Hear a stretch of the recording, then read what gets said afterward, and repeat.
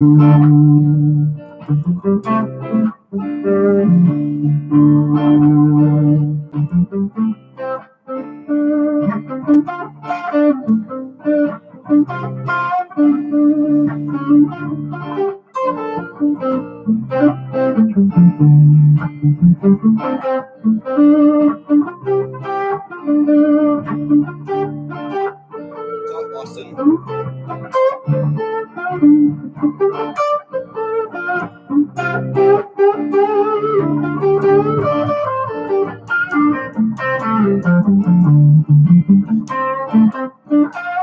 Albert.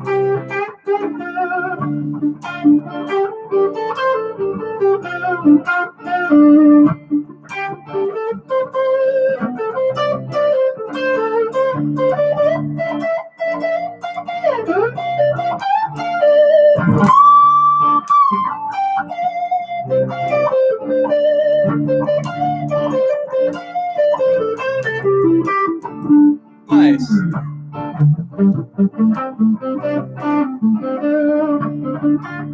I know, Chris. All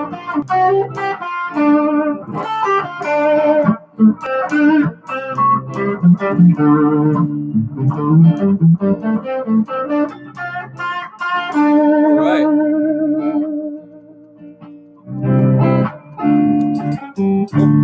All right. Hey, Tim from England. That's awesome. Nice to have you. All right. So let's get started here. We're gonna be doing a live review. First of all, welcome. This is my first. Oh my god, my first live feed in how long? Hey, John, how's free going? That's when first of all, Jeff, one of my students, John. Hey, Scott, a former student and still a student. Let's see, how you guys doing? 7 years. 7 years. Oh yes. Hey, Stitch, still waiting on bouncing around the room. Oh, those arpeggios. I can get to that stuff. It's good stuff. I'm gonna drink my nice hot cup of tea here. So let me just get that going quick. Okay, so we're gonna do a quick review of the master, the cheat sheet, the minor cheat sheet that I put out. And then we'll do some Q&A if that's cool. So what I want to talk about is, so I put out this lesson, like the minor cheat sheet, kind of like the Lord of the Rings, like this, like you know, this one sheet that you guys can like use. I have it right here, right? I have it right there. There's one sheet you can use to kind of like get your feel going through a minor jam, and it's going to work every time. I mean, every time, no matter what you're doing. But one of the things I want to talk about right off the bat, and I'll address this in the questions, which is I want to make sure this makes sense for everyone. That was a pretty effing good cheat sheet. Thanks, Albert. Yeah. Hey, Kevin. Hey, Kevin. Yes, I saw that you got that. And I saw that Albert got it too. I think I saw a lot of people got that try. That was very nice of you to do that. One question that came up before I get to the questions in the comments of the video, hey, Justin, was, well, what happens if you need to do this in D or something, like when you're starting that 10th fret here? Now, some of you may know this already, but I just want to address this. You know, that cheat sheet starts, hey, Kaylin. And so the cheat sheet starts in the form 1 pentatonic, and then it connects with the never lost to the form 4, and you get to the form 4, and then you get back to the form 1. But the hidden secret is really that it's connected both ways. It's form 1 connects to form 4, form 4 to form 1, form 1 to form 4, form 4 to form 1, nonstop. So I was just playing the Layla backing track, you know, the D minor, B flat, boom, boom, C, and D minor. And so we have something in D minor. Now, if you do the original cheat sheet, you know, I'm gonna load it up. You'd be forced to be here, right? And then you have to climb all the way up here and have a 24 fret guitar. You can kind of get there. Oh my God, you know, getting back to a form 1's huge. So what you can do is you can actually start on the form 4, and that would be here on the 5th fret, D minor. You just got to know where your root note is. So here's your D. So you can do the fourth pentatonic here. Do all the chord tones, you know, and then you can move from the never lost into form 5 into a form 1. And then you can take that never lost back up to the form 4. So it'll look a little something like this. Let's see, form 4 to form 1 to form 4.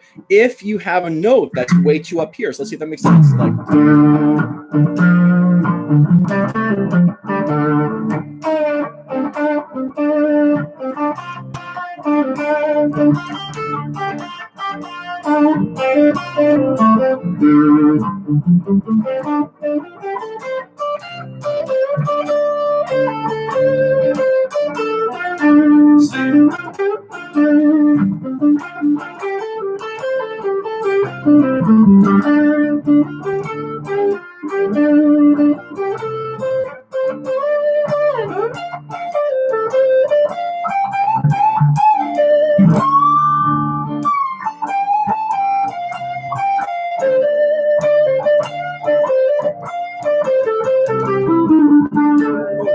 we go. So that makes sense. You see how you don't have to necessarily start on form 1. That chart here can like loop like a circle, this all the way, and so you can go from form 1 to form 4, or form 4 to form 1. I think that's what I said. No, Con, you can see everything in the replay. So that was just a quick question. But now I'm going to pick up my phone, and thank you everyone for being here. I'm going to pick up my phone. I'm going to go through all the comments and the questions in this week's video. And so let's see. Please review the Fred guitar. Yes, this is a new Fred guitar, and I will be reviewing it because it is, pardon my French, awesome. It is awesome, and unfortunately, it's a one of a kind. So. But it is awesome. I'll review it. Great to see you back. Great lesson. Thank you. I'm just going through. Minor is way different than major. Yes, finding like resolves in minor is kind of interesting because you know there are so many ways you can end the minor, and I talk about this on Stitch Method. You can go to the root note. Another trick is you can bend any 4 to the 5 and hold the 5, and when you hold that 4 bent to the 5, it's like a lot of tension. Then you can end the solo there, and that's a really good way to do it. Let's see. In the end, you describe moving from a form 1 to a form 4, then back to a form 1. This is the question here: is there a way to do the same on acoustic with less frets, or say if you were starting on the 5th fret for D? That's the same question. You can start on a form 4 anywhere, connect it to a form 1, and then hold on 1 second, and then get to back to the form 4. So you can do form 4, form 1, form 4, or form 1, form 4, form 1. Hope it makes sense. Lake Ronkonkoma, that's where I grew up, Mike. Mike, that is totally where I grew up. That was my first hello doggy and fellow meth heads. I grew up in Lake Ronkonkoma in tiny little house, I think. Let's see. Sean Daniel wants to know if my phone number is on the one sheet. No, Sean, it is not. Let's see, 11 minutes.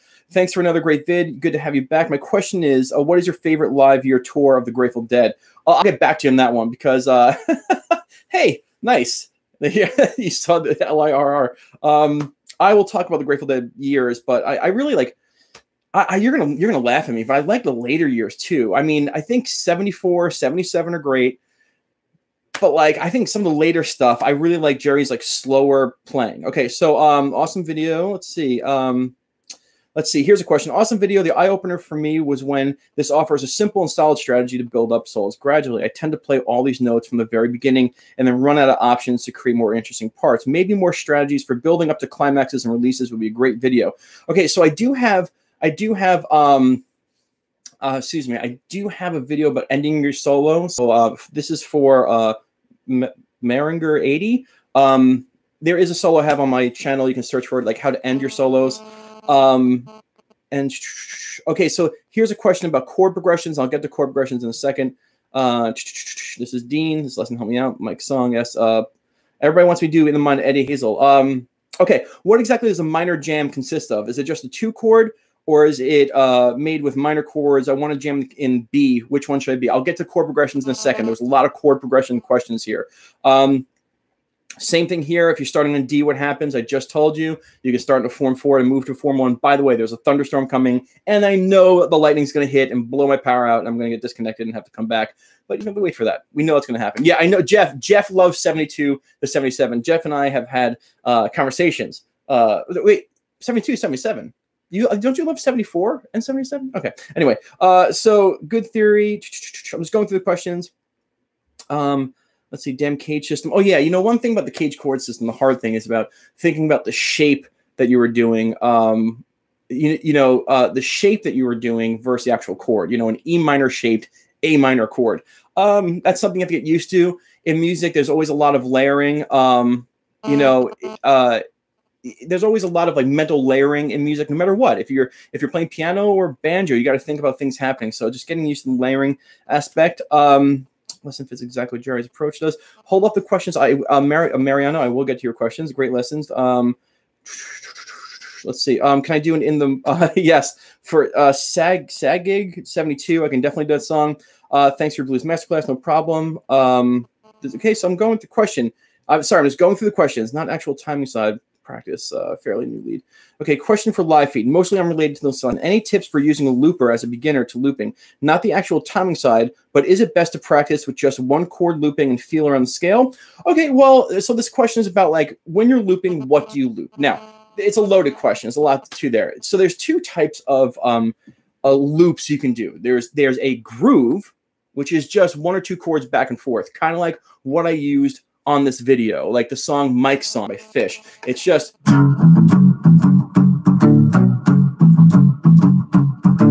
and that's a groove. That's just a groove. And so you can do that. And when you do that, you got to explore your scale a lot more for things that will sound good, for moves that will sound good. Hey, John, nice to have you. Tapper, I have a lot of students here right now. Hey, John. And so this concept of when you're doing a groove, the groove itself is actually a harder concept because it's all you. It's all that scale. It's how much you can bring it to life.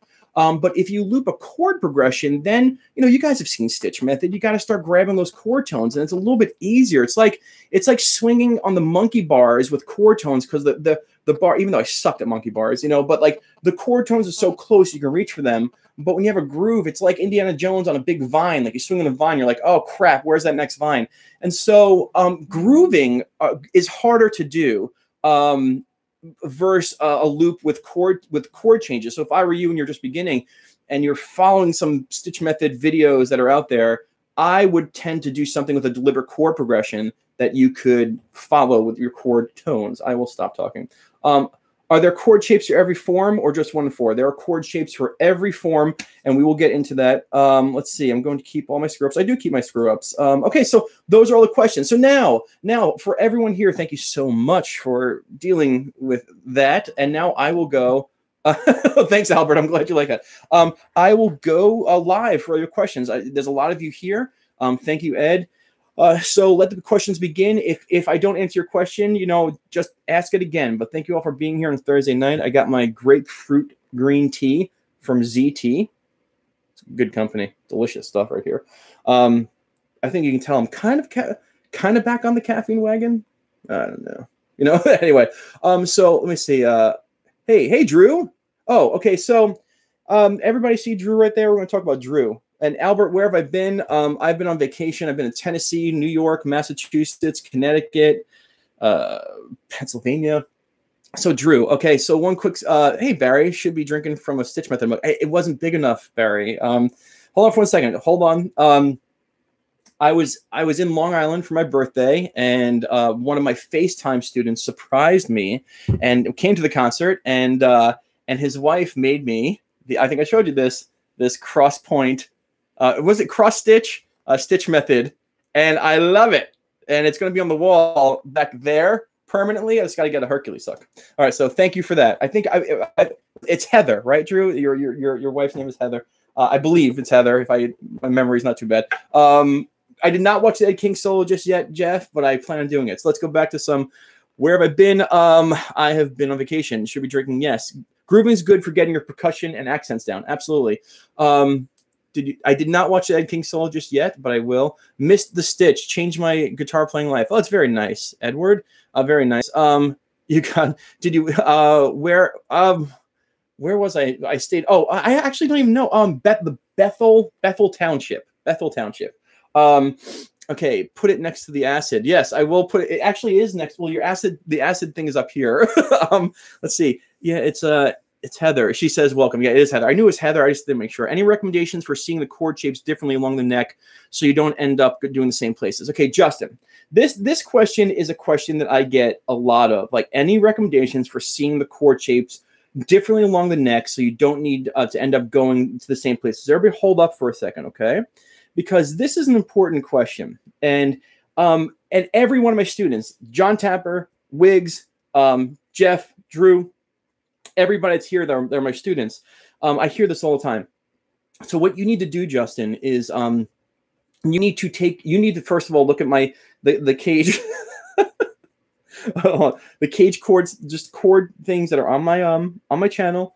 Learn those shapes, and then you got to go look up songs on your own, and you got to play the songs in different places. It takes time, but music is layered. Okay, guitar is layered. You have your scales, you have your chord tones, arpeggios, special notes, and you need to be able to squeeze everything into one big palette as you do it. And it's not like, okay. So my dad, who's a very, very, very smart man. All right. And I got to explain this to you. And this really relates to guitar. My dad, exceptionally smart, and he always told me insight is not cure. And that goes with guitar playing. Like, oh, we just need to use the chord tones to solo. Great. There's the insight. It's not going to cure your guitar soloing. You got to sit and you got to think of each individual layer as a concept. Chords, scales, special notes, theory, and you got to practice each one individually and put it in an oven. Even a kiln is a better analogy because kiln takes time. So you got to play songs, just chords, with all different chord shapes, chord tones, everything. I have one of my students, Wiggs, playing. Actually, here, let's see. I know you guys know this, but here, one of my students is playing this. It's one of my favorite, just riffs. I mean, you'll get this, but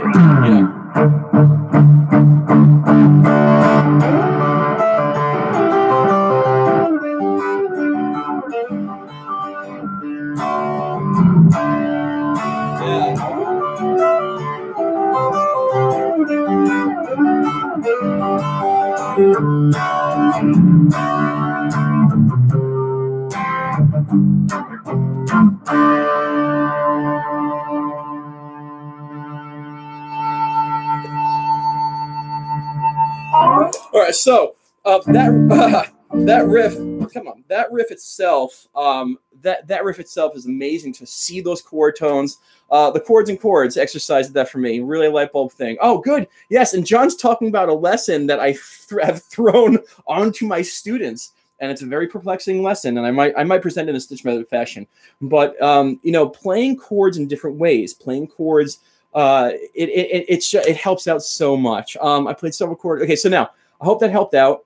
I'm going to go back up, scroll up, and I apologize. Can you believe that Fish canceled Curveball? Well, Fish didn't cancel Curveball. The town canceled it. Who went to Fairfield Woods? You or Mrs. Stitch? Oh, Mrs. Stitch went to Mrs. Stitch went to the Fairfield Woods, and somebody spotted that on the Stitch Method video. She went to Fairfield Woods, and that's what I was doing up in Connecticut. We were visiting her family and doing some stuff, and I'm going to put that back. But, okay, so now, hold on for 1 second. Okay, the Invitation Company. I am on the Eddie Hazel thing. Don't you worry, okay? It's a big request that you and one other person have been firing at me, so I'll make 2 people happy, and I'll do In the Mind of Eddie Hazel. Which of your guitar plays the best? Right now, it's a tie. Right now, it's a tie between my Les Paul and this badass mother, which is awesome. Okay, nailed it. Such a great riff. Any advice for ear training? So ear training is James. No, I don't have advice for ear training because I've been doing this so much that you start to realize what chord tones do what and what intervals do what. And I think the longer you play and the longer you try to improvise, and if you're conscious of your chord tones, you kind of start to predict. Ear training is just time. It is. That's what I'm trying to say. It just comes with it. But don't no, I don't know. I can't say it's not that I don't believe in ear training. I think the concept of ear training is a little off. I think well, if I listen to this interval, I'll hear it and I'll know it.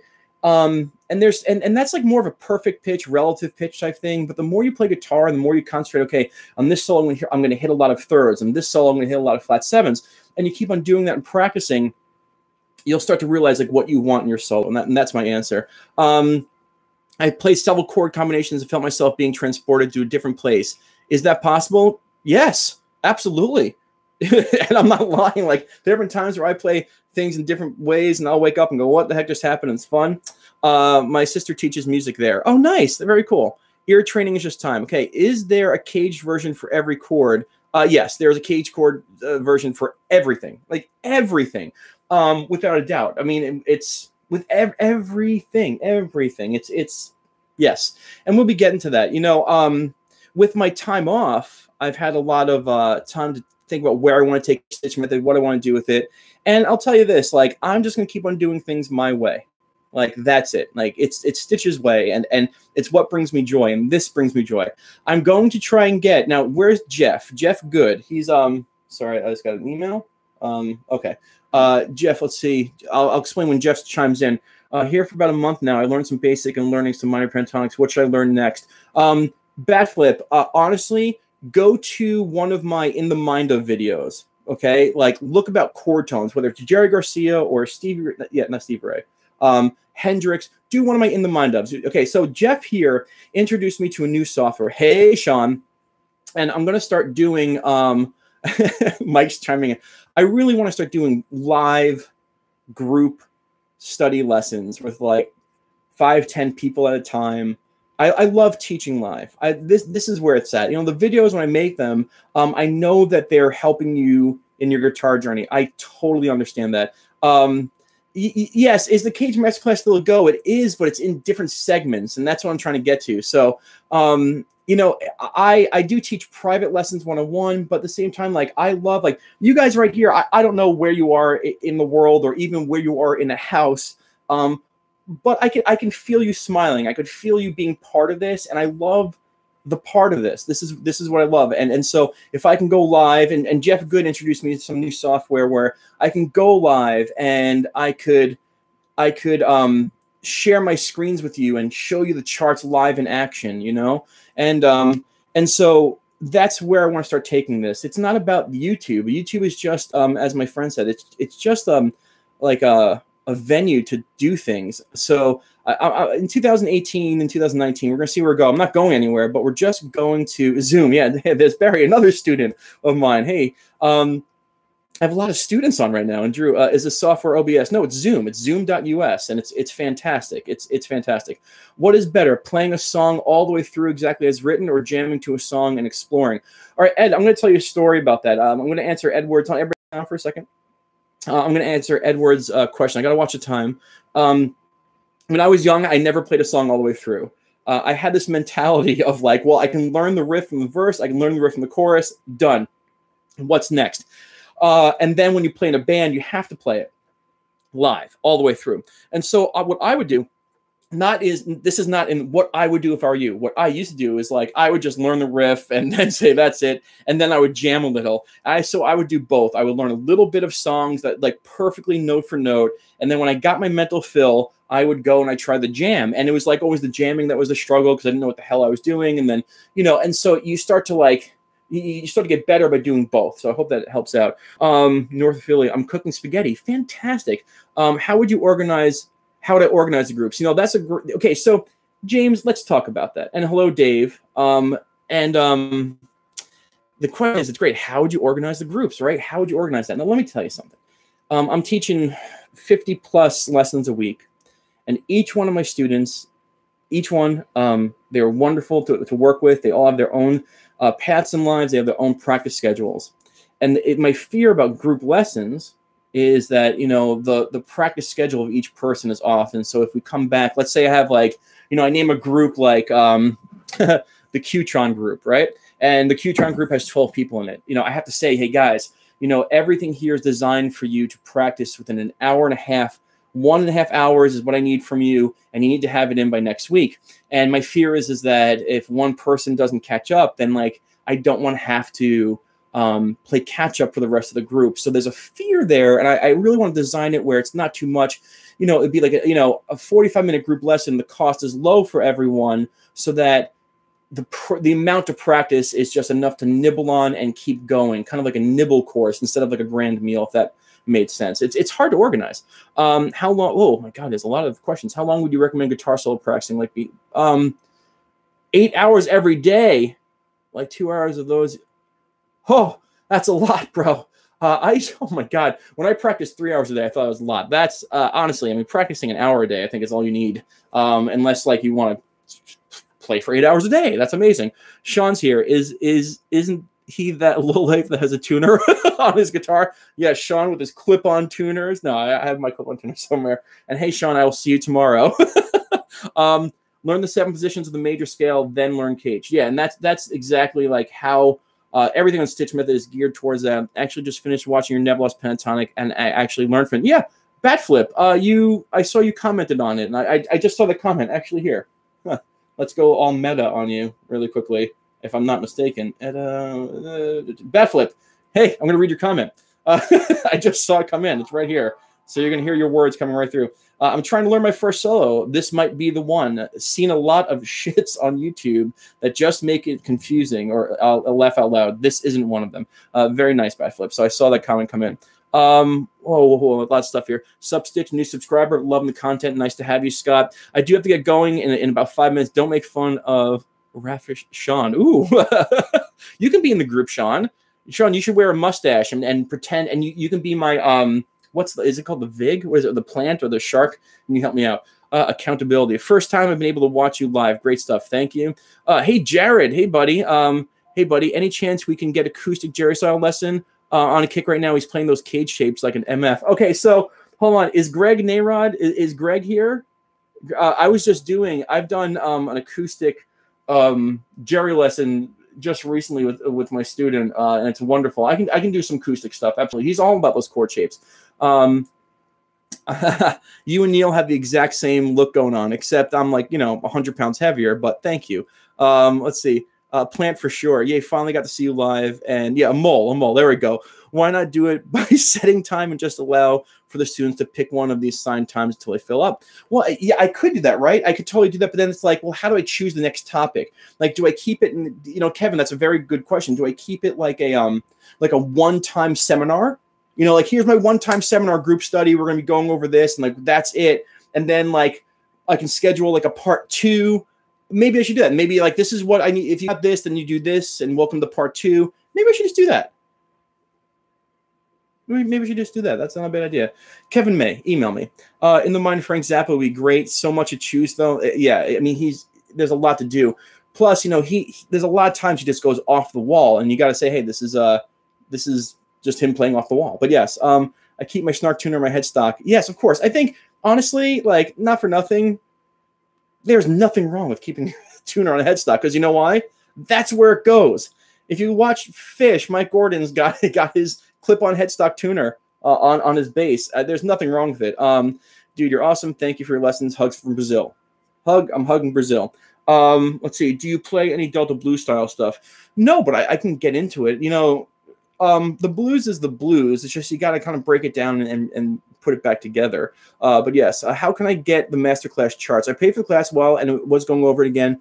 But Brandon, can I ask you a question? Did you email me? Did you message me or email me by chance? Because this happened to someone. So just to let you know, I had my masterclass. Hey Samuel, I had my masterclass up on YouTube. YouTube stopped selling the courses, so I had to change everything. Okay, Brandon, just email me at Stitch STICH here. Actually, here. Boom. Check us out. If you do like a Stitch Method at gmail.com. And there we go. And just email me there, and I can send you the stuff. But they're not on the YouTube links anymore, because YouTube. So I can just do that for you. So that's that. No problem, Brendan. I'm always here for you guys. I mean, you guys are always here to support me, so I'll help you out. All right. So I have to get going, because believe it or not, my wife has a ladies' night, and she has to leave at 8 o'clock sharp. Okay, what's your best advice that I can use in tomorrow for my guitar soloing practice? I went through your whole pentatonic mastery class already, and I want tips to improve my improvising. All right, so the Invitation Company. If don't just bank on pentatonics, okay? Pentatonics are the scale in which you will do everything, but you want to start thinking about the chords that are happening. And yeah, Sean, my wife has ladies' night with her ladies' friends, and they drink tea. Okay, there's nothing wrong with that. All right, so now, let's see. And so, the pentatonic is good and strong, but when you start incorporating the chord tones and knowing where your chord tones are, it'll get better. Okay, when is Masterclass Part 3? Soon. When will soon? Well, I was just watching Spaceballs just now. When will then be now? Soon. That was the question. No, they're not kicking me out. I'm staying here. I'm the guy. Udemy charge full price. How did that happen, Mariano, I want you to email me as well, okay? Is that what happens when you have kids, Sean? Got to team up. Okay, so me too. Got to watch that kid. Okay, you have to watch the kids. I do have to watch kids. Yep. All right, so guys, I'm going to go. Thank you so much. I hope that you enjoyed the one sheet. If you have any questions about it, you can put in the comments and I'll answer. I'm not going to answer that question. Nice. Are you playing Althea? See ya. Thank you so much. Oh, nice, Wayne. Thank you. Thanks, Mike. Thank everyone for being here. And thank you. Another Stitch Method video come on Tuesday. And until then, guys, keep on practicing. Practice a lot. And I'll see you soon, buddy. I'll see you, Sean, tomorrow. And I'll do the Ed King, Jeff. I'll listen to that. No problem. Thank you all. Check you later. Bye-bye.